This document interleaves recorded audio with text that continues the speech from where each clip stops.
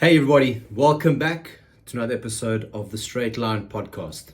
My name is Jeremy Maartens, and the topic of discussion today is the Subaru Centurion 3-day Diamond Classic Tour in the north of Pretoria. Today was stage one out in Rooiwal. I'm sure a lot of you guys will be familiar with that circuit and familiar with the terrain and familiar with that area.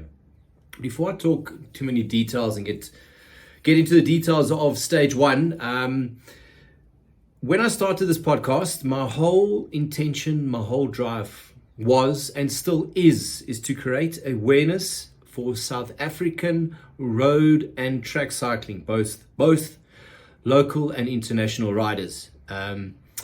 So yeah, I thought it's a great opportunity, or the right thing to do if you're promoting bike racing is to go to bike races and talk about what's going on. Lenick from Lenick Promotions, she's taken on quite a significant task here. It's the first multi-day stage race in the Gauteng area that I can remember. I don't even remember if there has been one for elite riders. So chapeau to her actually taking this on. I think with time, this is the type of thing that can grow into something great. And I think the local teams and the local team management will definitely appreciate something like this, whereas you don't have to go down or travel far and spend on accommodation. Next thing you know, you spent 100,000+ rand to ride a stage race to host a team, whereas you got something here in your backyard, your costs will be significantly less. So yeah, nice one to have something like this, and I hope this is the start of something more to come. Righto, stage one started at 9 o'clock out in Rooiwal. I'm sure most of you will be familiar with that area and that general style of racing. On the way there this morning, it was cloudy, windy, not a very lucky day in Joburg this morning. But as the race progressed, lap one after lap two, the clouds did get burned off by the sun, and funnily enough, it's almost as if the sun burnt away the wind too. I said in the podcast about a week ago that Rooiwal is one of those circuits that if the wind blows, it can be a nightmare out there.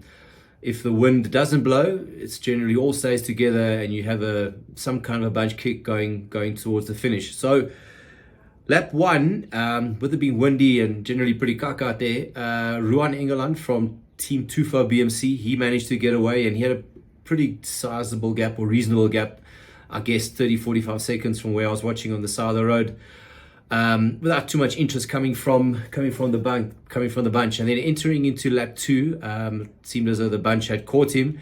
Then it was his teammate Kimon van der Merwe who attacked again. So clearly Tufo BMC went into the race today to race aggressive, put himself in a positive position, which is always a good thing to do. But Kimon was out, I'd say, probably about a lap and a half. And then from what I saw on the side of the road,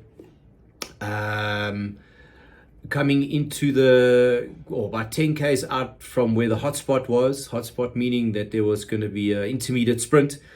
The winner of that sprint getting 6 points, second getting 4, third getting 2. And there was only one sprint out on the road. So if you are the type of rider that's looking to stack up on the points competition, you need to start going for the sprints. So yeah, Kimon was caught, I'm guessing, about 10 Ks before that sprint, and then you had the whole bunch coming towards the line. And it was Jared Hay who managed to get that sprint. A new signing for Team Office Guru, Jamie Taylor has a knack for picking out riders that can do something. Your Travis Stedman, Mark Pitts, and we can sit here and list them all off. Yeah, I think today was one of those days where he's picked out another good rider. So then, going into that was halfway on lap 3, bunch stayed all together. Then on lap 4, when I was on the side of the road on the back end of the circuit. Now on the back end of the circuit, it's very open, a long drag going up. The wind seemed to be blowing from right to left, and I thought that's a perfect opportunity. If you had a strong team around you and you wanted to do some damage to the bunch, that certainly was the place to do it. So on lap 4, it kind of seemed as though that was happening. I saw a couple of the guys from the TEG Pro Cycling putting the hammer down, but yeah, I don't think there was too much after that, because going into lap 5, the bunch pretty much seemed together, and I didn't see too many other guys, putting the pressure on, wanting to force a split. Going into the finishing straight or the last 10Ks, it was clear as day. We had a bunch sprint coming for us. I was on the side of the line, and then Reynard Butler managed to get the win ahead of Jose Kleinsmith, and in third place, Thokozani Mahlangu. Now, first and third were from Team Aluwani. I mentioned the podcast a week ago that Reynard Butler, he's no slouch. He's not green behind the ears. He's been doing this for a while. He's got a bit of pedigree, and it's not his first time at the rodeo. But also, with that being said, it's been a while since he's had, from what I know, that he's had a decent result. And I'm glad today that he could pull it up. And I'm glad that Thokozani, also a rider with a lot of pedigree. If you know who he is, he comes a long way back, shows a lot of potential. I'm glad that he's actually starting to move forward on that. Now, sure all of you will know things like this don't just happen. It's not like the guys get on there one day and the stars aligned and everything works out and wow, all of a sudden these results just happen. The team captain there in that team is Nolan Hoffman. I know he's very proactive behind the scenes, getting the guys together, building a strong culture, and I think he's starting to get things right there. So chapeau, Nolan Hoffman. You're doing a good job there. Keep at it. Second place, Jose Kleinsmith, fresh off a 3-month stint in Holland, then off to the World Champs. He's come back from there, had a little bit of downtime, got back on the bike, started training again, and obviously that downtime seemed to have done pretty well for him. It's good to see him up there. So tomorrow, Friday, is the Criterium style race around Swartkorps Raceway, just west of Pretoria. The master men, they'll be doing 10 laps of the 2.4K circuits. They're racing 24Ks. And then after them, with the elite or the race, the elite racing bunch, they will be doing 20 laps. They'll be doing, call it 48Ks. Very cool circuit, very fast, not super hilly. There's a long drag or 2 drags on either side of the finishing straights. I don't see it causing too much of a problem for the bunch. I think we are in for another bunch sprint tomorrow. Given what Team Aluwani has done today, I would expect Reynard to be up there. Reynard's a proven race winner, a proven race finisher. He knows what he's doing, so I expect him to be up there. A guy like Nolan Hoffman will keep the team together. But then, you got your guys, your Emil van Niekerks of the world. They'll be looking at licking his chops at an opportunity like this.